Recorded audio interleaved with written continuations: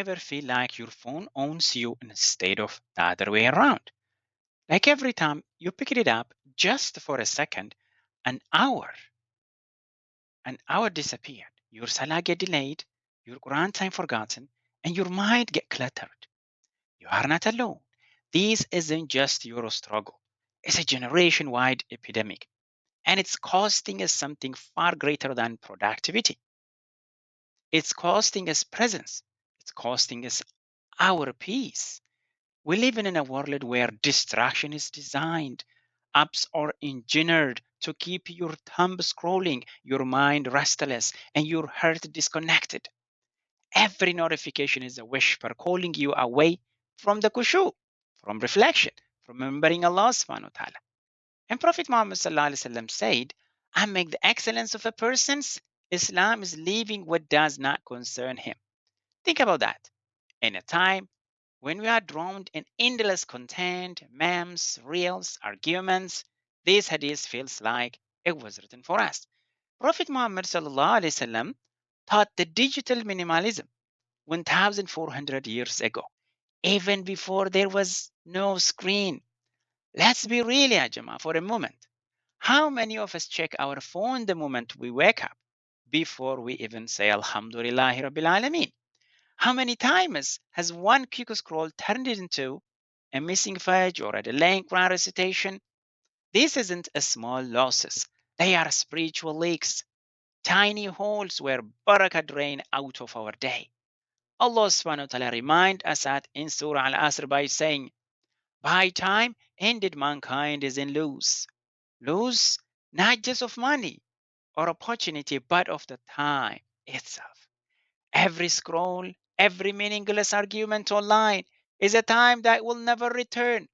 And the Sahaba used to weep at passing of time.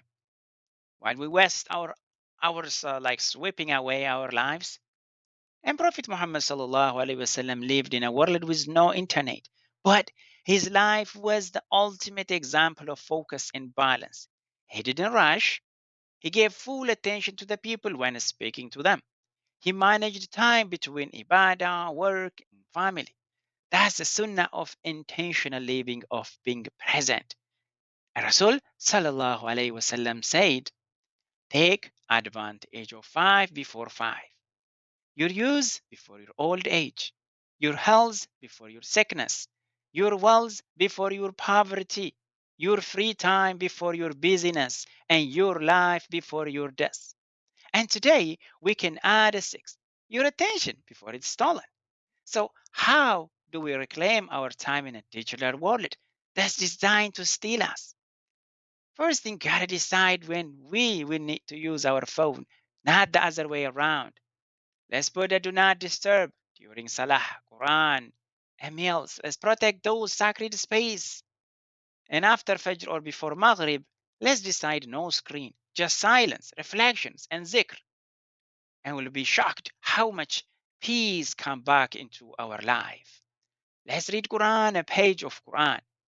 Maybe let's call a family member to take a walk and do zikr and feed our soul instead of our algorithm. Let's unfollow anything that darkens our heart, distract our focus, and waste our time. Let's follow what begins that bring us closer to Allah subhanahu wa ta'ala. Remind us beneficial knowledge, Islamic channels, and our digital environment shape our inner one.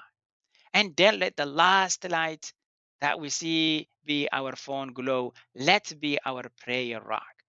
When we take control of our attention, and we're not just gaining time, we are gaining a barakah.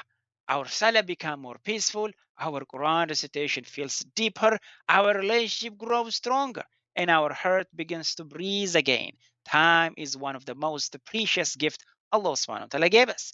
And on the day of judgment, we'll be asked how we spent it. So maybe it's time to scroll less and reflect more, to refresh not our feed, but also our face, to go offline and reconnect with the one who matters most. If we are ready to reclaim our time, make this your intention tonight. Before you sleep, put your phone aside, raise your hand and whisper to Allah, Ya Allah, help me value my time as you value my soul. Make every moment a step toward Jannah. Amin ya Rabbal Alameen. This is because our time is our life. And once it's gone, it never come back. Wassalamu alaikum wa rahmatullahi wa barakatuh. This is AkhirahTV reminding us that every second counts. Live with purpose and reflect deeply.